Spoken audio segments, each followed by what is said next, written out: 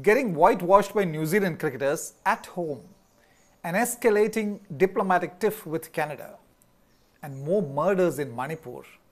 Negative, negative, negative. Isn't there something sunny to discuss this week? Thank goodness there always is.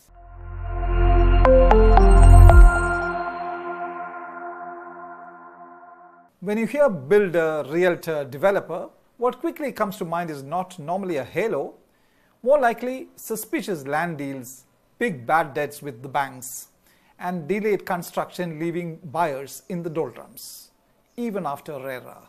But wait, this week one of India's big developers has done something to seriously alter that image and infuse a breath of freshness and goodness, not just into the realty sector, but to the corporate world as well. Mumbai-based developer, Lodha Group's promoter and significant shareholder, Abhishek Lodha and family, have decided to transfer a part of their shareholding in their listed company Macrotech Developers to the Lodha Philanthropy Foundation. The shares being transferred are worth 20,000 crore or 200 billion rupees. Lodha Group MD and CEO Abhishek Lodha said he was inspired by the Tata family giving a good part of their shareholding in their enterprise to the Tata trusts. Actually, we shouldn't be surprised at the Lodha setting aside such a generous chunk for charity because we Indians as a people are decently good givers. Take a look at the World Giving Index 2024. Global giving reaches new heights. Indonesia named most generous nation for 7th year in CAF Index 2024. CAF is the Charities Aid Foundation, which ranks countries based on the share of people who report having helped a stranger, donated money, or volunteered time.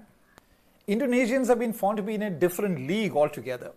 90% of Indonesians donated money to charities and 65% volunteered time, which is more precious than money. The giving index is quite different from most other indices, which almost always rank the rich and developed countries on top. The CAF World Giving Index 2024 ranks Indonesia on top, 2 Kenya, 3 Singapore, 4 Gambia, 5 Nigeria, 6 US, 7 Ukraine, 8 Australia, 9 UAE, and 10 Malta. Look at number 4, Gambia, one of the poorer countries of the world, but 4th best in the world in generosity of heart. 2 places ahead of even the US.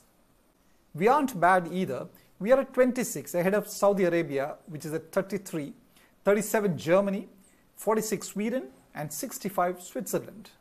In India, we are familiar with a few major corporate philanthropy foundations and some big individual donors like Shiv Nadar, Azim Premji, Mukesh Ambani, Kumar, Mangalam, Birla, and Anil Agarwal.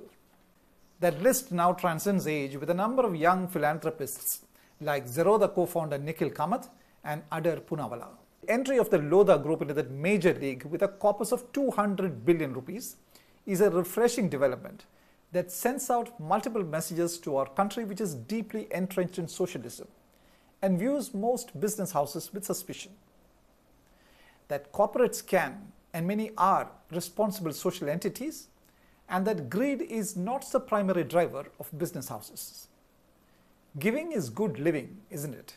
Before I sign off, a story this week reported by Malayalam Manorama from Palakkad, Kerala, that beautifully illustrates the proverb charity begins at home and of the need to use one's monetary resources responsibly.